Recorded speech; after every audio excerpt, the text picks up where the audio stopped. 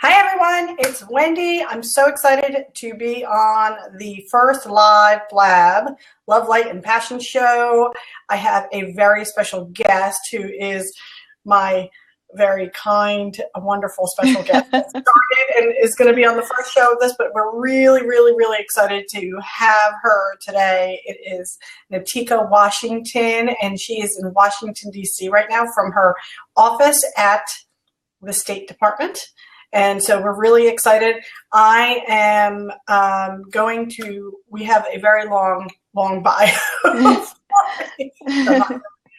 not going to read it all, but this is what I'm going to tell you, is that she is an entrepreneur. She is a coach. She is a master networker, and she worked herself from being in the military as a private to the career she has today, which is in the Global Women's Initiative. Did I get this right? Global Women's Issues. Okay, sorry, issues. I knew there was an I there. Okay, so I'm really, really excited to have her on the show.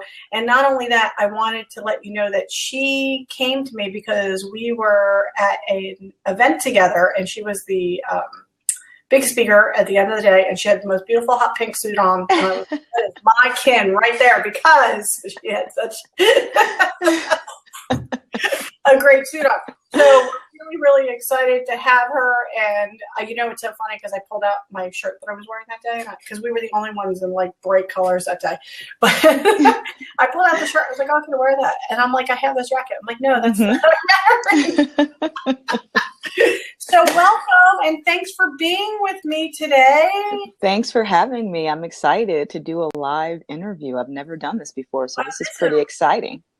So much fun to be able to do this.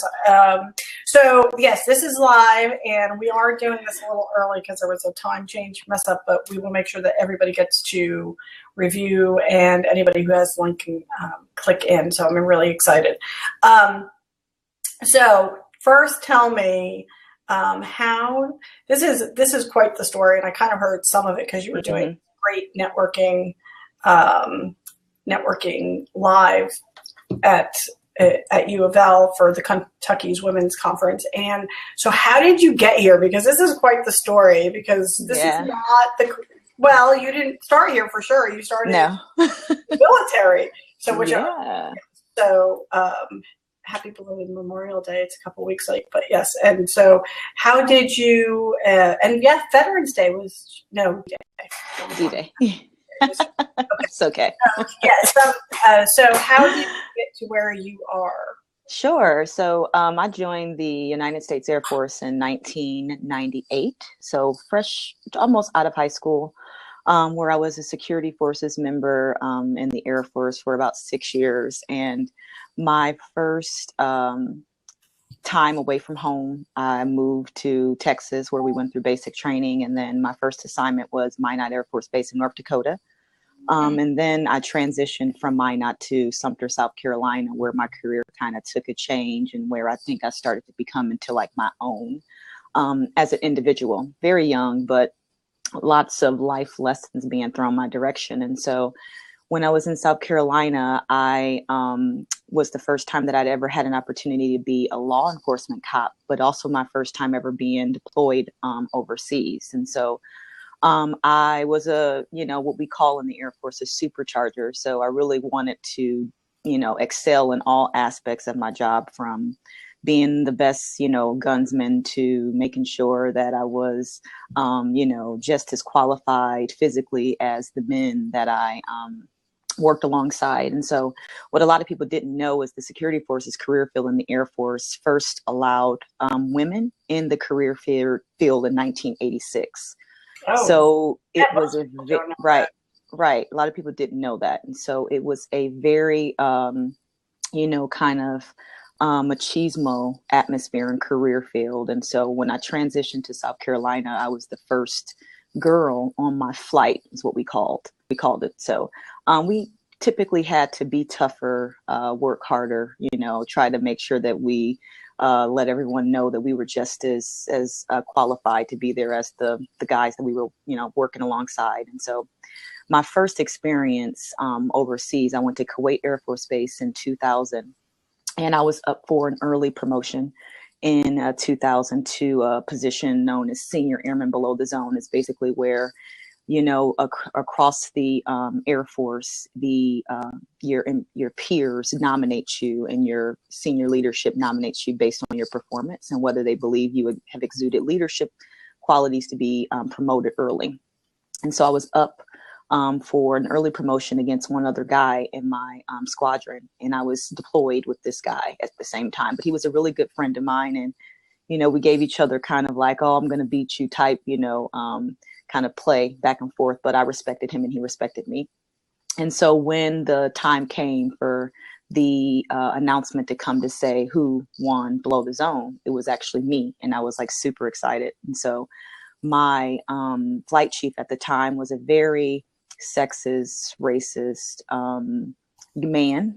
And he was making the announcement from America while we were in Kuwait in what we call a guard mount, that I'd been selected as Senior Airman Below the Zone across the entire airbase. And so I was, of course, excited. And my, male peers, because I was the only girl on that flight and only girl deployed with that team, started congratulating me. And then he stops everyone and he says, well, stop. The only reason that she got below the zone is because everybody wants to F her and she has big boobs. And I looked at him and I was just mortified that he would take that level of disrespect in front of me, but also in front of the entire squadron of about 20 guys. And everyone got quiet and they looked at me and was looking to see if I would cry. And I was like, I'm not going to give him that.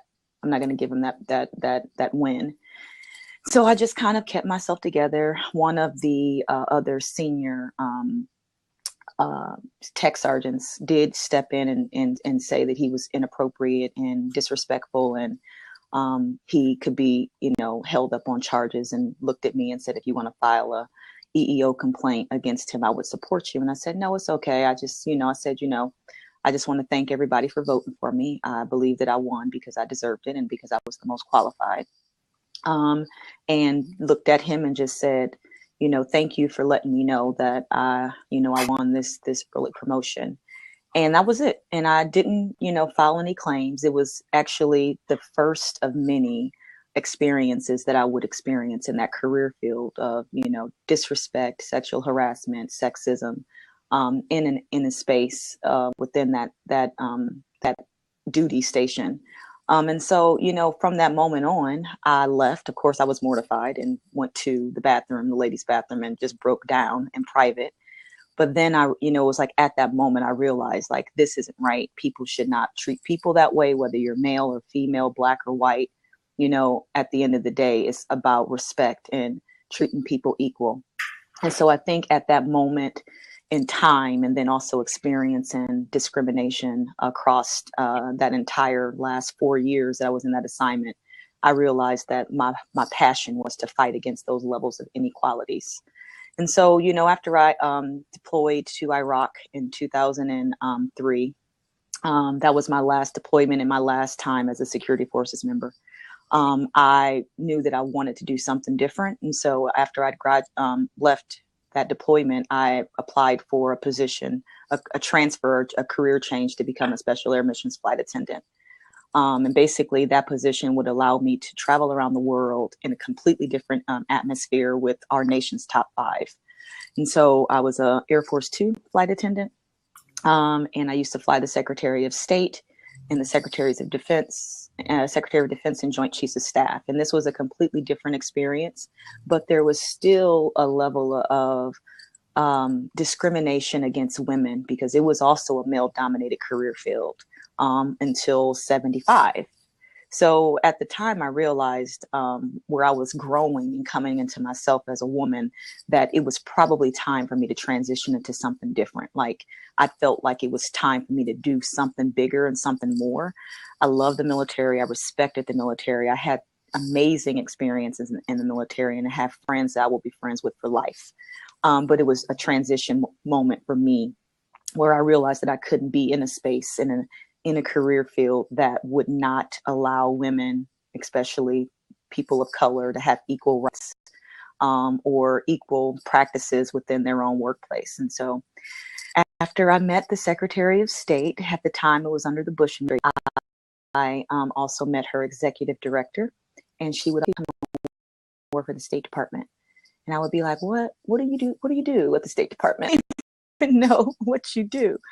And so I graduated and got my bachelor's in communications in 2008. But prior to me graduating, I had met lots of people, traveling in that time, but specifically that executive director for Secretary Rice at the time. And I applied for an internship. I actually sent a random email to the state.gov website and inquired about whether or not the State Department had any type of programs where veterans could come on a detail to learn about the work of, the State Department. And I got an email right away from the director of the Bureau of Human Resources at the State Department. And he said, "Oh my gosh, can you come in? We want to meet you. We're looking to bridge the gap between veterans and the State Department, and we're looking to hire, women of color and veterans in the State Department." And so I got an internship with the State Department, but I still had 2 years on my term. So I had to request an early out from the Air Force because I knew that this was going to be an opportunity of a lifetime. And it was the best experience, the best decision that I ever made. And so when I got my internship, I met that executive director who I met when I was a flight attendant at Andrews Air Force Base. I just emailed her and said, "Do you have time for a coffee? I'd love to understand and learn your career path." And I met with her and we had a coffee, and she, said, "I have a job available if you're interested. Do you want it?" And I was like, "Absolutely," because I'm getting out the military and I need a job. And then she gave me the best advice that any person could ever give me. And she said, "Nakita, let me tell you something. If you don't learn anything else in this position, understand that when you want something, it's all about who you know and your drive to be able to get there. And networking is everything, especially in Washington, D.C. in this space. Networking is everything." And so when I was an intern, they would purposely make interns do these informational interviews where you would just go and cold meet, random people to understand their career path. And I think that experience really got me to appreciate the power of communication, the power of human connection, the power of connecting. And so I then started my position at the State Department and started networking, and only did the job in her office for about 10 months before the State Department transitioned with the new secretary at the state. And at the time that was Hillary Clinton. And then I took a position as her domestic senior travel coordinator. And so I would travel with her everywhere she went domestically. And then because I was in a position where I knew her, I then met her ambassador at large for global women's issues, which was the first, senior gender position that the U.S. government has ever announced. And her chief of staff and I worked on a project that, honestly, Wendy, I can't even remember the project, but she remembered us working together. And she saw me and she said, "What are you doing in this position? Didn't you used to work somewhere else like 30 days ago?" And I was like, "Oh yeah. I'm trying to move around. I'm trying to figure out what I want my career to be at the State Department." And I was concerned because my background wasn't international relations. It wasn't political science. I had an undergrad, in business communications from the University of Phoenix online. And I was competing against Ivy League, political science, international relations, people who speak 17 different languages and ideal for a position in this agency. But the one thing I knew I had was the drive and the will to want to get and fight for what I wanted. And so she said, "Well, I have a job for you." And I was like, "Oh, okay, what's the job?" And she was like, "We work on women's issues." And I was like, "What? Women's issues?" I was like, what are women's issues? I was like, "I'm a woman." And so then she started explaining it to me. And I was like, that is everything that I believe in. She was like, "We believe that women, have the right to have equal access to everything that the other half of our population has access to. And we are in the process of setting up a program division, and we really need someone with your drive and your will and your ability to get things done to help us do that." And I'm like, "Okay, I can do that." So I took this job not having a clue what was expected of me. But I hit the ground running, and I listened to all of the experts who had been in the space of international relations, specifically gender issues, working in this field for years, much longer than me, learned from them and figured out what I needed to do in order to create this office. And so in 2010, I transitioned into the office, the Secretary's Office of Global Women's Issues, and I started building the first ever Women's Empowerment Programs division within the office. And so today, and I would say in 2010, we started out with $5 million. And my task was, we want you to empower women and girls in developing countries. Here's $5 million, and you need to do it by February. This was in December. And I was like, interesting. I was like, this is interesting. I was like, okay, but figured it out, and it was amazing. My first flagship initiative was the Small Grants Initiative, and we spent $5 million in 38 countries. We gave out 57 small grants to grassroots organizations, empowering women, economically empowering women through education, eradicating and tackling, issues of gender-based violence like sexual violence or domestic violence, providing health opportunities and education to mothers and women, empowering women through leadership and networking and mentoring.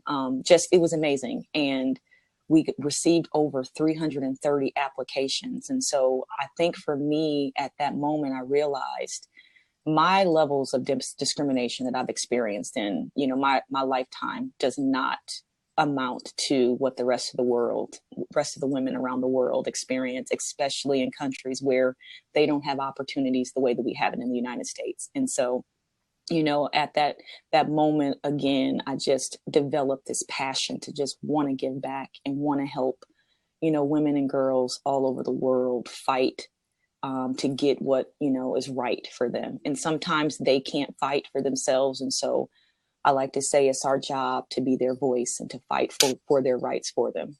And so the Office of Global Women's Issues is a policy office. It's a program office. It's the lead gender equality office for the United States government.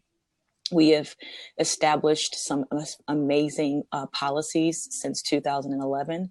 In 2011, we created the first ever U.S. National Action Plan on Women, Peace, and Security, which basically works in post-conflict countries to ensure that women are participating in the decision-making and the reconciliation of their countries, because a lot of times they're left out. So we implemented that policy in 2011.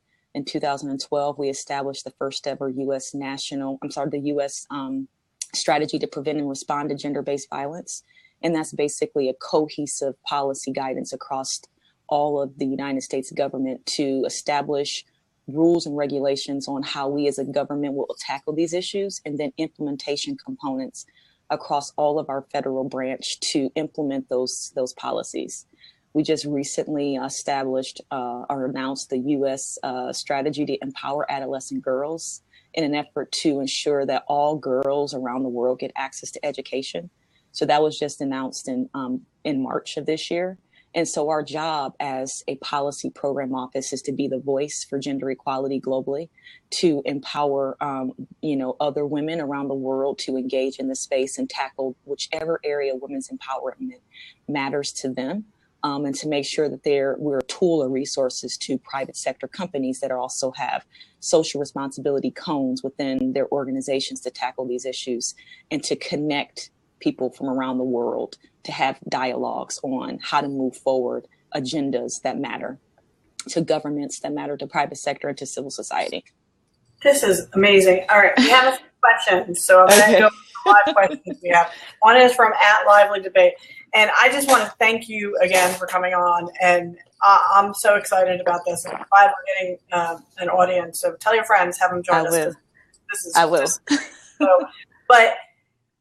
So a couple of things. One, besides what I do for a living, we met because of that. But I also help run a nonprofit, because one of the questions we got here is what domestically are the issues that we're dealing with. Is really, that's the long and short of it, is that it's different globally some of the issues. But from a person who runs a nonprofit, and we deal with the men and women who cannot, will not, or have not, because they don't know, go into the shelters. And I can tell you now, just from my local Louisville area, we have 3 major shelters. We have the waiting list for mom and children to go into a shelter is 6 months. They just shut down the only day shelter that allows showers for women for construction. There's no place else for them to go or do laundry. And so, but the men here have 3 large shelters. I mean, and they're still not enough. I'm not saying that because we deal with a lot of it, but the disparity of the help that's out there for men to women on the street, whether they're there for poverty, mental illness, drug addiction, it does not matter. And so we see it, I see it on a local level here in the city, where I'm like, a mom with 3 children should not, and the way that it's so backwards is if they go live on a couch, they're not considered homeless anymore, so they're not eligible for housing. So if I'm a mother with 3 kids, I'm going to get my kid on any couch I can to put them inside. But these are the disparities we're seeing. So let me just tell you that the disparities of gender inequality are global. That's domestically here within the United States and overseas. So the State Department's, policy is foreign diplomacy, right? We're the foreign policy agency of the United States government. So majority of our interventions focus on international development. But our strategies that we've developed, so the U.S. strategy to prevent and respond to gender-based violence is a global strategy to include the United States. It was a collaborative process between the Department of Human and Health Services, Department of Defense, the Department of State, USAID, and other agencies across the United States and civil society, specifically within the United States and the international community, to create a comprehensive plan on how we can tackle these issues together. So while we at the State Department, specifically in the space of gender equality, don't typically invest financially in the United States, we absolutely invest diplomatically in our conversations and engaging partners who are working in this space. And I will say this, in all the work that we do, we don't believe that we can acquire gender equality without incorporating all aspects of the genders, right? So we have to engage men and boys in the conversation. We have to make sure that, all rights of those who are being victims or survivors of violence, be it transgenders, lesbians, bisexuals, women, boys, men, girls, are also having opportunities for interventions and people who are backing them in their corner to prevent those components. So a lot of what we do is we try to engage all communities and be as comprehensive as possible to ensure that there's opportunities for everyone who we need to protect, right? But then there's also issues within the United States that we already know that we haven't been as successful on. Yes, the issue of shelters is an issue globally. In the United States, with overseas, especially in developing countries. So this is not, I think the purpose of the U.S. strategy to prevent and respond to gender-based violence is, how do we tackle this issue? How do we ensure that communities across the United States and communities around the world are aware of the policy? And it's not our job to be the ones to say we can only be the experts in developing this strategy. We can't be the only experts in doing that. We have to encourage and include all parties that are invested in eradicating this issue. So we just recently started to update the U.S. strategy to prevent and respond to gender-based violence strategy this year. So on June 14th, we are releasing the update to the U.S. strategy. And the idea is we engaged and brought in the international community and in the private sector who's invested in this space, and the public sector who's invested in this space, and said, what's working? What have we learned since we established this strategy in 2012? And where do we go from here? What are we missing? How do we ensure that we have the right people at the table to make those decisions to help eradicate these issues? So I think that that's a really important role as well we play, is the collaboration of all partners and not just this, just the government, because we could not be successful without all partners from all different agencies. Yeah, and I completely agree. And I think that part of that even goes, and I think sometimes we get small. We start to, at least I know, when I did nonprofit work, it was amazing to me how nonprofits who did the same thing would only talk to nonprofits who do the same thing.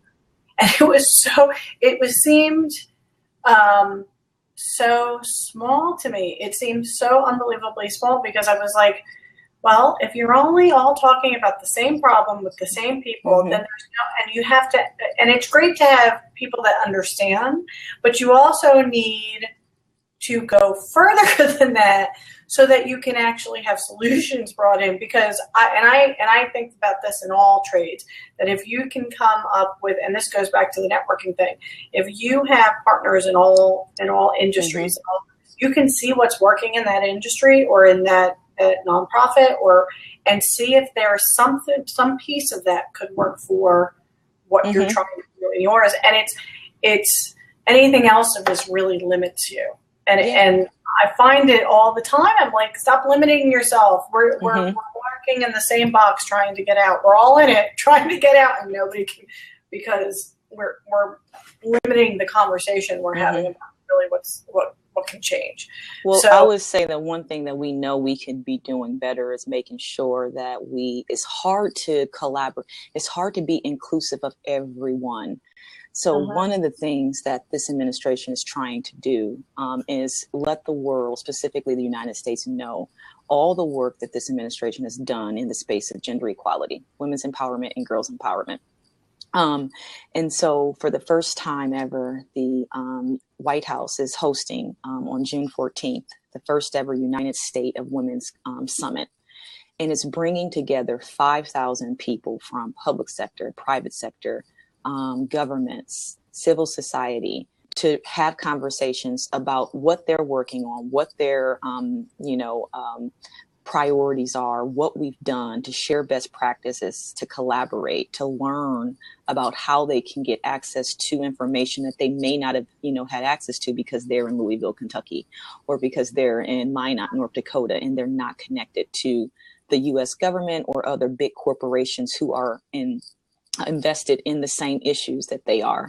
And this is going to be the first time that this has ever happened. I would suggest anyone who's on this blab and listening and are interested in learning more to go to the UnitedStatesOfWomen.org website and learn about the scope and the purpose of this summit. And the idea is, for us to really focus on domestically in the United States, what can we do together that we haven't been able to do over the course of the last 7 years.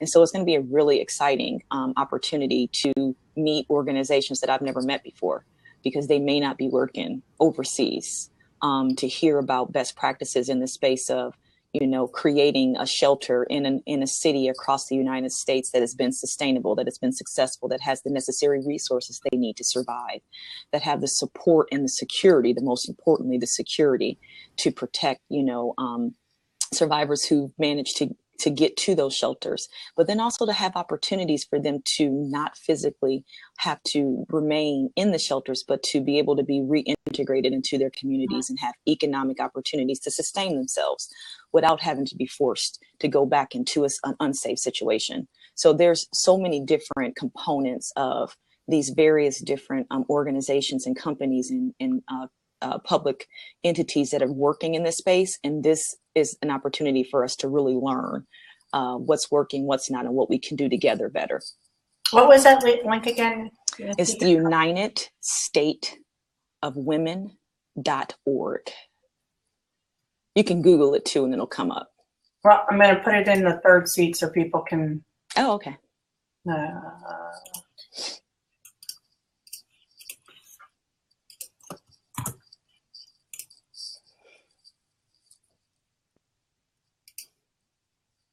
All right, and then people can go there now if they'd like to. Oh, look at that. Yay! That's pretty cool. We're going to do that right now. So we really have gotten off on this topic, which is great. So we talked about how you got into this work, but what I want to know now is, what is your favorite part about this job that you have now? The women, meeting the beneficiaries of my programs, the stories. Sometimes as a government employee, especially in a policy agency like the State Department, you don't get to necessarily see or reap the benefits of your hard work. And I will say, being, the director of the Global Programs Division, I have an opportunity to actually design the programs, first learn the needs that are required, and design the programs and the interventions, and then donate those resources to those organizations working in those developing countries. But my favorite part of the job is meeting them, traveling to, a rural country somewhere, and meeting, a executive director of a nonprofit in a rural country, meeting the actual participants of the interventions, be it women who we got access to education, or women who had access to funding to grow their businesses, and having a conversation with them about, how such small resources that we've given them. In some cases, we've, given loans as low as $100, but that $100 really went so far for them, where they were able to grow their businesses and to send their children to school, both children, both boys and girls, and, reinvest in their community. So I think for me, that's the best part of this job. Meeting the beneficiaries, meeting my grantees in different countries. I'd also say I love the information sharing component of the job, bringing like-minded individuals together and having conversations on how we could do more together, or learning what worked, what didn't work in various settings. That's got to be very exciting, especially for you, who's a natural networker. So that's really got to be. I mean, really, because you get to, and plus you get to see what difference you make. I mean, I think that's probably the two most incredible. I just want to go back to a comment that we had from Kat, who she would like you to introduce you to Handbags of Hope founders, friend and sister Jackie Bob. I'm going to butcher that last name. We're going to just and Lisa Kaufman. Kat, put your information in the live chat so that Nakita can get it and copy that from you so that we can introduce you. Yes, please. I'm always excited to meet new organizations and learn about new work that they're doing. And even if I can't help them, connecting them to people that potentially could help them. So that would be great. So Kat, please put your link, and she can't stay, but she's going to pass on the rest of this show to them and make sure you guys get connected. Perfect. So here's the next question I'd like to, and I want to talk to Aja is on here, and she does. Aja, say hi too. You were there for a second. I saw you go on here, and she might be somebody else I'd like you to connect with, because she's very interested in what you're doing also as far as global women's issues. And I met her through a blab. There's a lot of people that you meet through the blab, so this is great. One of the next question is, what advice would you give to young girls or women about leadership and networking? Because, one of the parts of your story is how you stood and despite what other people are saying. And I think we, as a society, definitely have to get better at that, because sometimes we give up right before that miracle happens because of that person or that voice plays in our head later instead of moving on from that. So what would your advice be? I would say first, we all as women and girls sometimes naturally tend to be a little not as confident as we can be in various settings. And so one of the pieces of advice that I can give young girls is put yourself in situations where it forces you to get out of your comfort zone and work on those skill sets to build your confidence. One of the things that I loved about the Louisville University Women's Conference was putting the girls in a setting that was uncomfortable, it's sometimes not natural for you to just walk up to a perfectly good stranger and just start a conversation. But what you don't realize is those skill sets that you establish when you are walking up to a perfectly good stranger and able to carry on a conversation, even if it's 2 minutes, is building that level of leadership within you to be able to feel confident enough to take more risks in your life. So I think that the one thing I would say is, to build your confidence, even if you're a shy person, because actually I was a really shy person when I was younger. But I grew out of that because I was just, forced in situations where I didn't have a choice, but to kind of be in, to lead, especially in the military. And whenever you have an opportunity to lead, step up and lead, put your hand up even if you're in the Girl Scouts and they're looking for someone to lead, a camp of some sort, be the person to volunteer to do that. If you're a young woman in your career and you have an opportunity to lead on a project, raise your hand, even if you don't know how to lead, even if you think that you're going to fail, just do it, because if you don't do it, then you won't know whether or not you will be in a point in your life to grow into becoming a leader. So I think the leaders aren't born overnight. It's something that we constantly have to work at. I work at it still daily. Like, I'm not the top leader, but I know that I have leadership qualities because I can put myself out there when my gut is telling me, oh my God, you're going to fail. Oh my God, you have no idea what you're doing.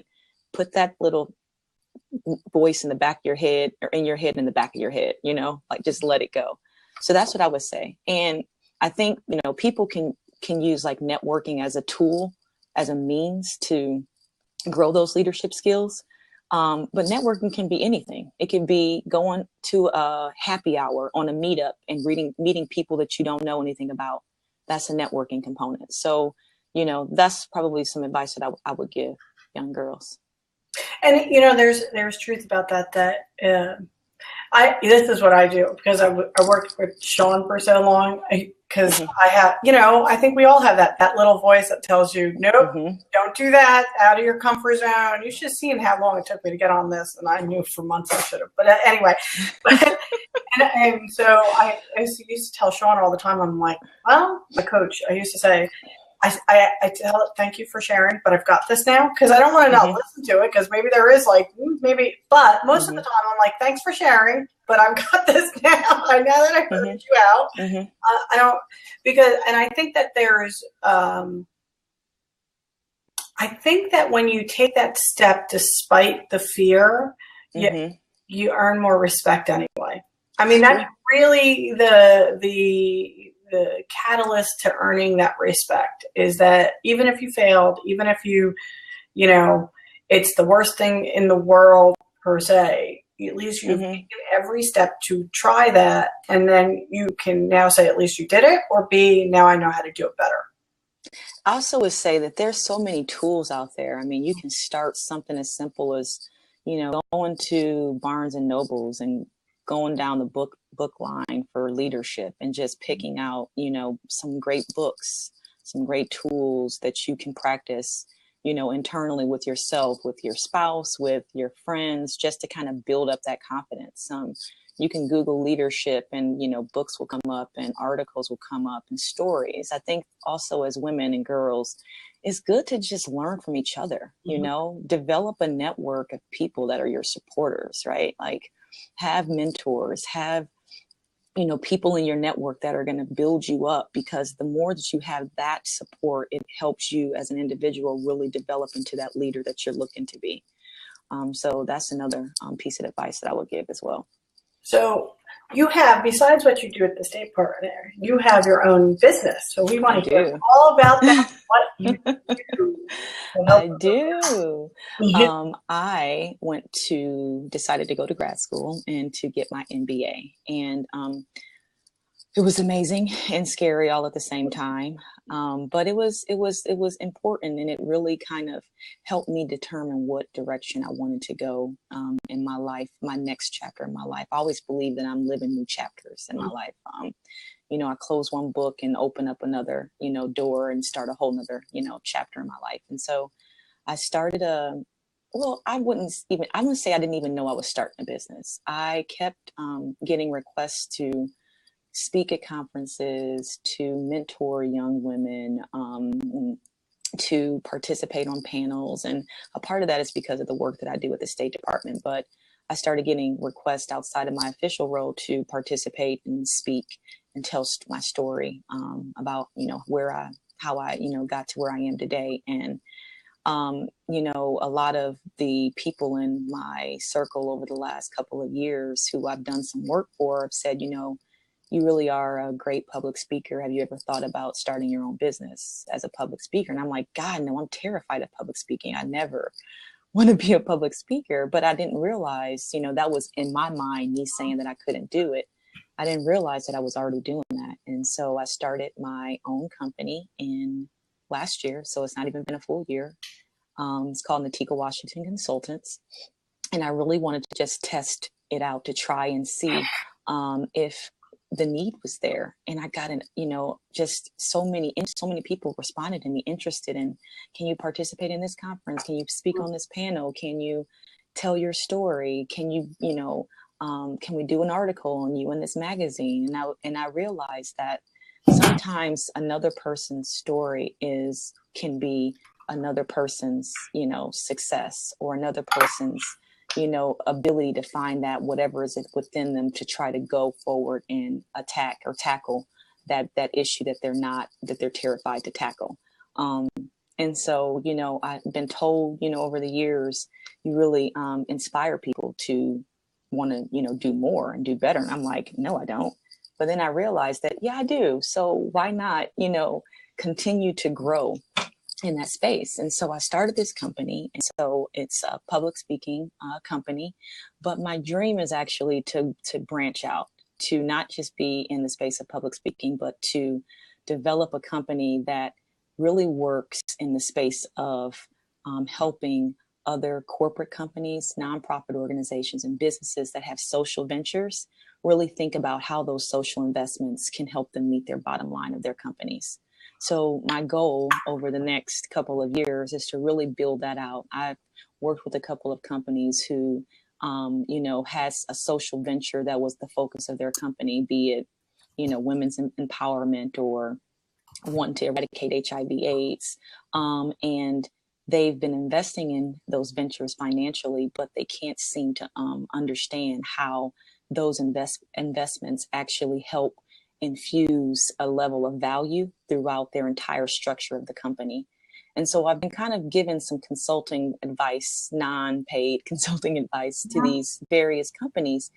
But, about 4 years ago, I realized that that's a need. There's a need for someone with my expertise to be able to go into work with these partners in these various different sectors and really help them think about, how do I continue to have, a passion and an investment to want to really tackle this social issue, but also ensure that my passion is being infused throughout the entire infrastructure of our company in our operations, that our employees are also understanding the passion and understanding the work that they're doing is all to ensure that we're meeting that value prop of our company. And so that's my big goal right there, to be able to create a corporate global company that would be able to provide that service to other people who need it. That's incredible. All right. So thank you. We have about 15 minutes left. Really? Yes. Oh my gosh. I get to do some fun questions. Oh, good. We cover all the stuff we have to cover. Now I get some fun questions. So one of my questions is, during the course of, I do want you to do this. Can you throw your website link in the chat box when you get a second? I sure can. So people can contact you, and we'll keep that up there, and we can even put it in the other seat.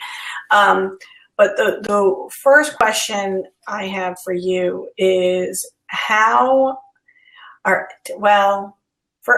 first one, what's your favorite place that you visited in the course of your career? Like, that made it your favorite? Oh, Vanuatu in the Pacific Islands. Wow, I don't even know. And right? No. Can I pick two? Vanuatu in the Pacific Islands and Suriname Mhm. Have you heard of Suriname? No, I'm very excited. Okay. Okay. So my first trip to Suriname, it was amazing. I funded a project in the Amazon of Suriname. Paramaribo is the capital of Suriname, and we were going to visit the beneficiaries of the project.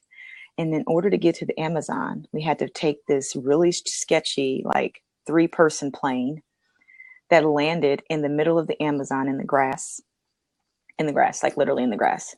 Then we got out of the plane and we had to walk through the village, very rural village, because they were the greeting village, and we had to meet the chief of that village. And we had to sit and we had to pray with the chief. And then the chief had to introduce us to all of the women in the village. And then we had to walk down to the Amazon River and take a boat up the Amazon to get to where our project was at. And it was a ecotourism program where the women in the villages, in 15 villages along the Amazon, were using natural-based products to create spa products like oils and candles, and selling them to the tourists who would come into the Amazon to view it, on vacation. And they were making a killing. And we met the women, and when we arrived by boat, we arrived to this huge, cheers and applause and singing of all of the women who were the beneficiaries of our project. Wow. And then the 4 chiefs of all of the 15 villages met us and thanked us for educating their women in their villages and allowing them to make money that brought food to their families and to the rest of the village. It was amazing. Incredible. Yeah. That is really incredible. Yeah. So I would definitely say Suriname. And Vanuatu was just a very beautiful, it's off the coast of Australia. It's between Solomon Islands and Papua New Guinea. And I went there for a women's leadership conference in 2011. That was the first time I ever spoke publicly at the Women's Pacific Leaders Summit. And so all of the women leaders of all the 50 Pacific Islands came to Vanuatu, and they were amazing. It was amazing. Oh my gosh. All right. So you're going to laugh at me. So I don't travel as long as I'm in a vehicle. So if you're home into the Amazon, I'm like, I'm going to Guatemala. I've been locked into going to Guatemala on a mission trip. We're going to build a woman and her 3 children a house. They have it's like she has 10 walls, and one of the walls is like a shower lining. Oh wow, that's going to be amazing. It's going to change your life. See Hope for Tomorrow's Children, and so I'm really excited about that part. The whole traveling thing, I will drive anywhere at any time. So I'm getting over it and going. But but what I wanted to talk to you about, another question I have, because this comes up a lot, and in what I do in marketing, and I just want to hear, and I'm currently getting my MBA. I'm done in October. Yay! Join the family. Congratulations. Go to law school, but that's a whole other story. But anyway. Oh wow. Oh yeah, I'm going. I'm doing this anyway. So, but my question for you, because this actually came up in my class, and I want your opinion on it. When the U.S., we have global economy everywhere, and everybody gets upset about sweatshops and women, and there was just a different side of this brought up in the class, and I just want your opinion on it.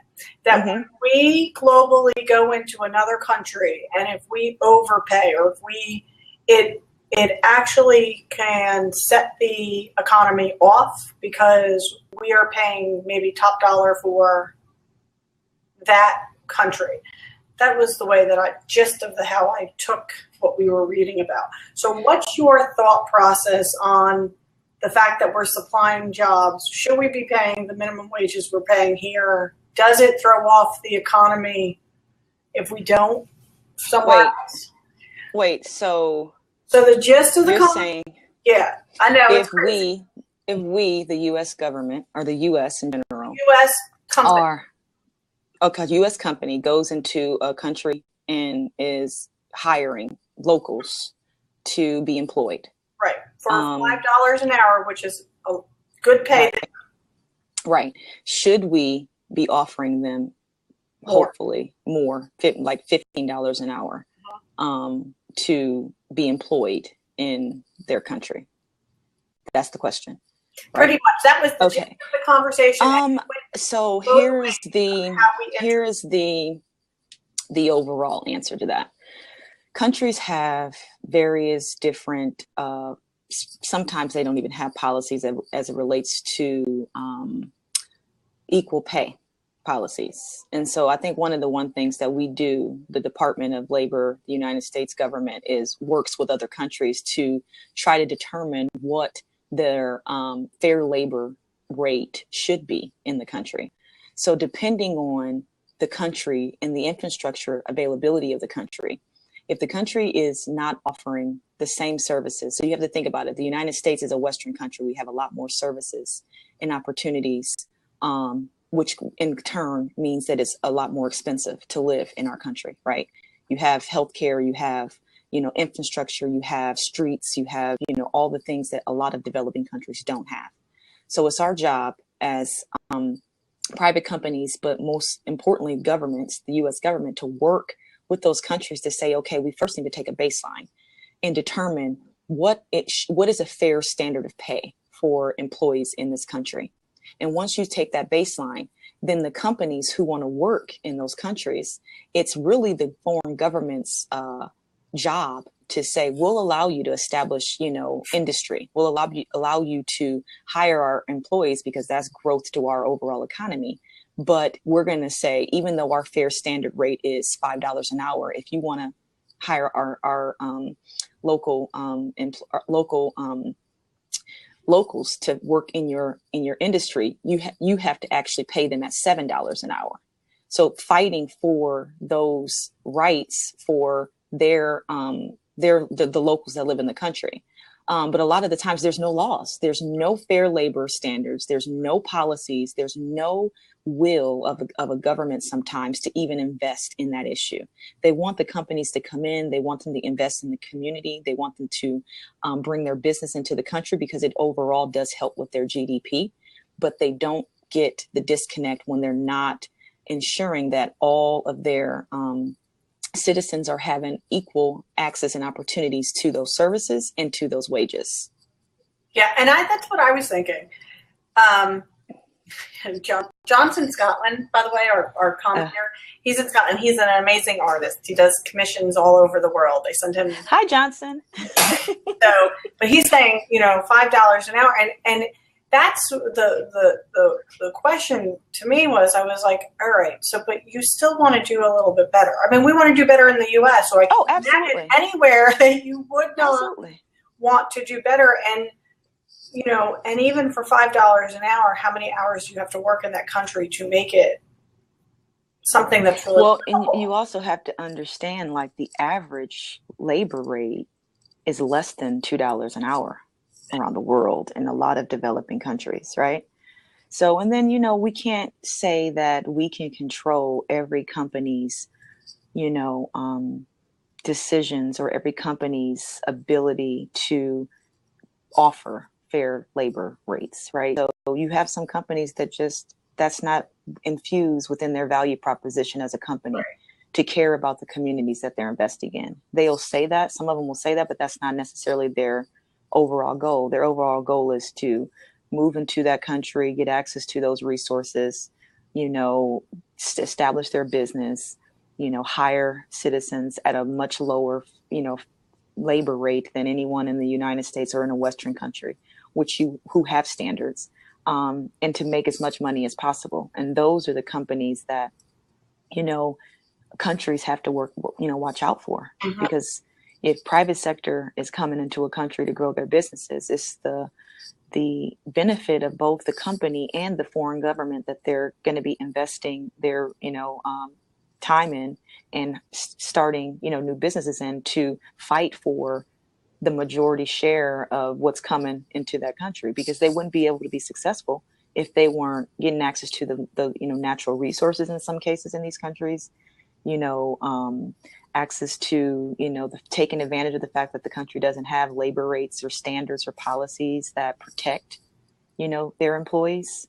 So there's a lot of work to be done. But I think one of the goals of the Sustainable Development Goals. Are you familiar with those? Sustainable Development Goals, the SDGs. I think so. But so, have you heard of the Millennium Challenge goals? No. Okay. The Millennium Development Goals. So about 20 years, the international community, both private, public, multilateral, came together and established multilateral global goals that we wanted to accomplish for a prosperity world, a global, world of prosperity, and it incorporates all components of economic prosperity to eradicating poverty to eradicating violence, X, Y, and Z. Last year in 2015, the Millennium Development Goals were 20-year strategy on how we would all work together to try to accomplish and measure those changes and investments that we've presented over the last 20 years. And the idea was to update the MDGs to identify gaps in areas where we didn't make as much success as possible, or we made success and we wanted to build upon those successes over the last 20 years.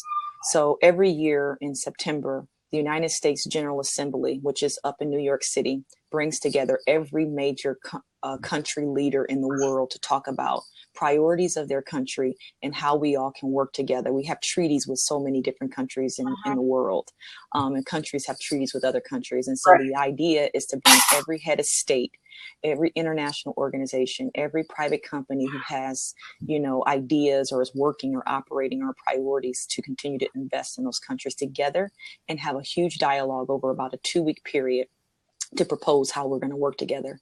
And then at the end of this huge conference, they come together and they have United Nations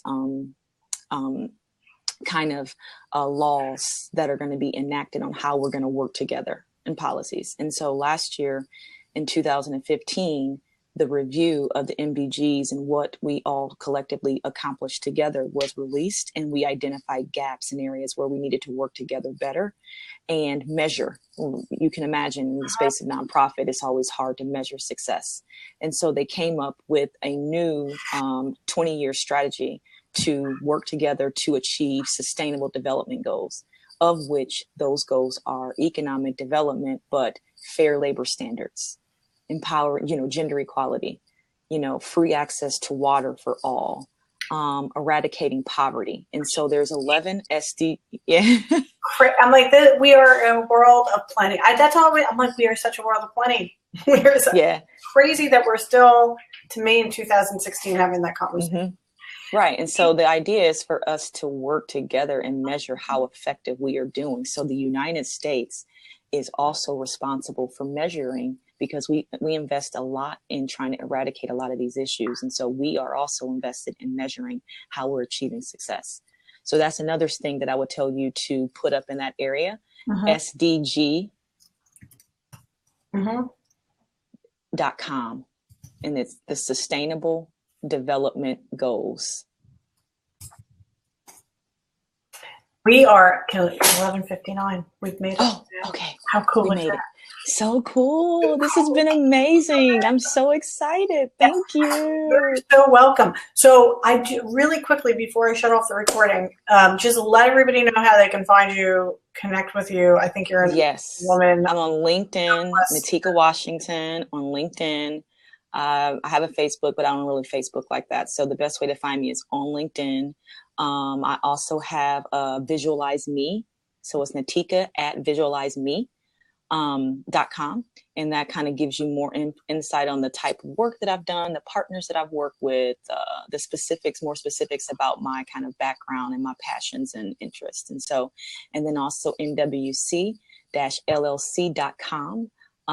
Please go to my website. I'm actually updating it this week, so it may be off the line until Friday, but no worries. It'll be right back up by Monday. So, so that's how you can find me. LinkedIn requests me, if you want to learn more about me, that's where you can find me. Thank you. Okay, I am going to stop the recording. Let me do this little commercial. I am Wendy Manganero from Social Abundance Marketing. I am your community attraction coach, and I'd love to meet with you too. You can find me on Facebook, Twitter, LinkedIn, go to socialabundancemarketing.com. And on Tuesday, we will have Olga, who is going to teach us about EFT. And I'm really, really excited. It's a tapping exercise to clear your energies and get you so that you can be broad thinking about you and your life. So I'm really, really excited to present Olga too. It has been amazing, Nakita. Thank you so much. Amazing. Thank you. Thank you, everybody, for joining. I appreciate it.